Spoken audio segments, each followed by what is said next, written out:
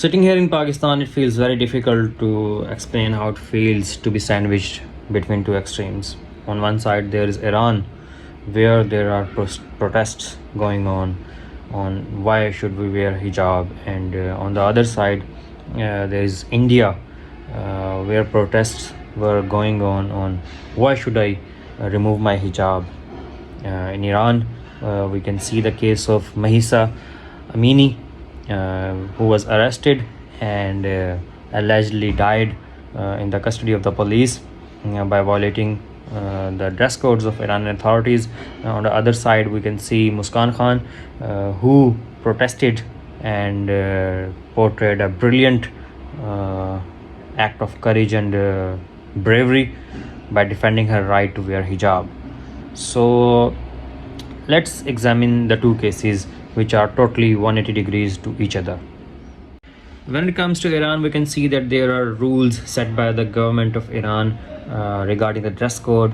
Men and women have to follow. If they violate those rules, they will be punished, and that's exactly what happened in the case of Mahisa Amini. She was arrested and she died in the custody of the police. After that, protests followed in enormous amount around Iran, and a Twitter trend was seen against the hijab rules in Iran, and anti-hijab protestants or people got a chance to protest against the government, and Western countries also got a chance to call all the rules or regulations or policies of Iran to be oppressive in nature.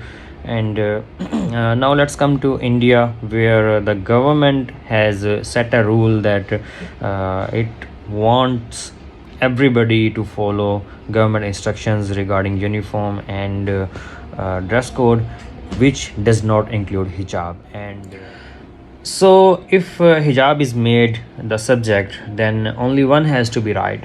Mahisa Amini of Iran and other people protesting against hijab rule, or the Muskan Khan who was trying to defend her right to wear hijab. So both cannot be right at the same time. That's why hijab is not our point under consideration. But we will see where the problem lies. If hijab itself was a problem, then why women are reacting differently in different parts of the world, and that too very close to Pakistan, where one is defending her right to wear hijab and the other woman is defending her right not to wear hijab. Treatment of government here should be in consideration. So our problem lies with the attitude of government and not the people. So we will look into the matter one by one. In case of Iran, it is a state that is run by a theological government, in which every religious sin is considered to be a crime by the state, and the state wants to police or make legislation regarding the sins and to declare them crimes. When you do so, it becomes very difficult for a state to make policing about that. For example, to lie is a sin in Islam. If we convert it into a crime, as Iran has been doing, so it will become very difficult to police it. For example, you will have to put every single citizen under surveillance to see if he's not committing a crime. So it will become very difficult, as I have mentioned earlier. So nobody after Prophet, peace be upon him, can forcefully instruct people to follow their religion. This is a matter left between people and their God. You can just say them, you can just tell them, you cannot force them to follow their religion after Prophet, peace be upon him. Okay? And that's the case with the Iran. That's why people are protesting against it, because the inspiration of people have not been included. Everything is done without consulting the people. So people will obviously react. Now coming to India, which is a secular state, and many other states, very successful secular states like France, we can see that there are protests going on regarding minorities. Muslims have been protesting in France as well, in India as well, in these secular states, where it was a notion that a secular state is a state which does not interfere into the religion of people or into the personal matter of the people. So everything and everybody will live in peace, and there will be an eternal harmony. but we can see that that's not the case. In case of France, in case of India, it turned out to be totally opposite of that.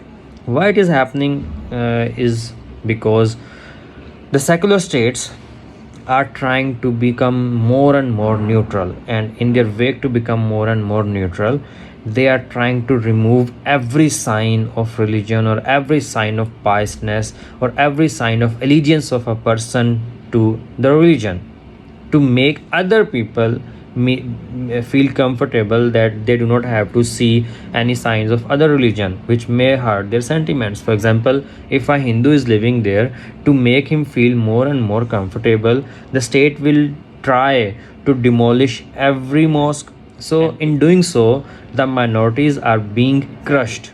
So it's the state that is trying to become more and more neutral in terms of religion, in terms of becoming more and more secular. The state is doing so. In this case as well, they are not taking into consideration the sentiments and the inspiration of the people. So people are reacting. The states, the secular states, India, France, should realize that states can be neutral, states can be secular. People were never, are not, will never be neutral. They always have some allegiance and they always have some symbols. State itself can be neutral, state itself can be secular, but it cannot turn people into symbolless. So the state should respect the sentiments and inspiration of the people, should take the inspiration and sentiments of the people into consideration while making any legislation. So that's how things can work in the right direction. Iran again, and India also, all the secular states and all the theological states should take into consideration the inspiration of the people. That's how they can avoid protests and hatred towards the state.